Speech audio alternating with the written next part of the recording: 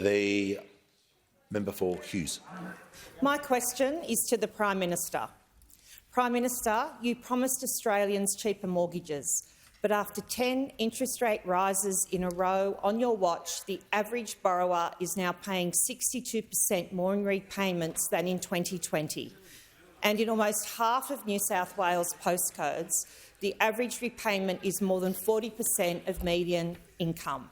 Prime Minister, why do Australians always pay more under Labor?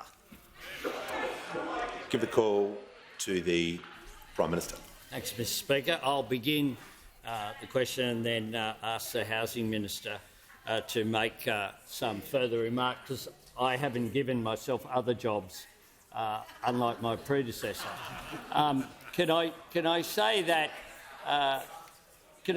interest rates now, we understand, are placing pressure on families, but they are less than when her leader of the opposition was the Assistant Treasurer.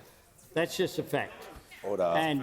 And if we are going to deal with housing issues, I'd say very simply that there is one thing that they could do today, which is vote for the Housing Australia Future Fund that is before the Senate.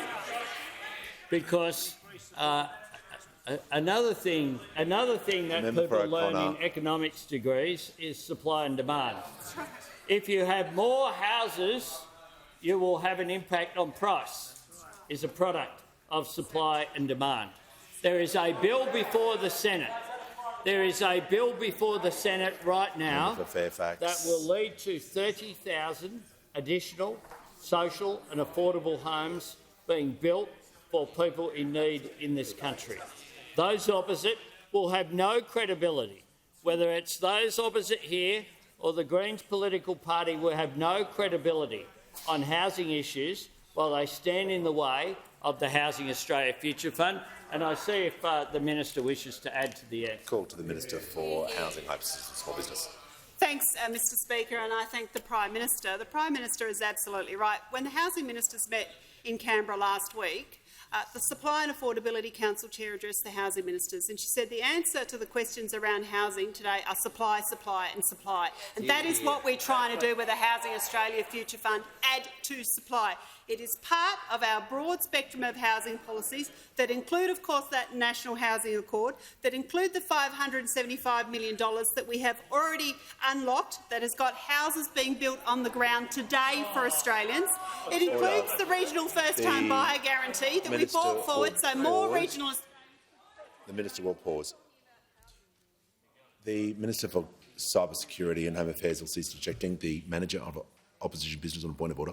Yeah, well, Mr Speaker, on relevance, the question was about the interest being paid by people buying housing in the private housing market. An answer about supply through the Housing Council has nothing to say about the prices that people are paying today on their mortgage. The Minister should be directed back to the question.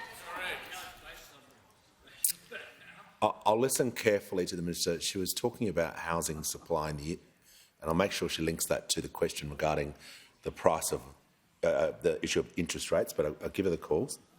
It is relevant, but I'll give her the call. I'll listen carefully to what she's saying. Thanks, Mr Speaker. I'd say to the member opposite, the issue here in Australia is that we do have a supply issue. We have less homes per 1,000 people in Australia than the OECD average, and that has been going on for a long period of time, which is why we need to build more, which is what the National Housing Accord is about. It's an ambition to build 1 million homes from 1 July 2024. Mr Speaker, and we have an agreement with the states and the territories and with the construction sector to actually get these homes up and running.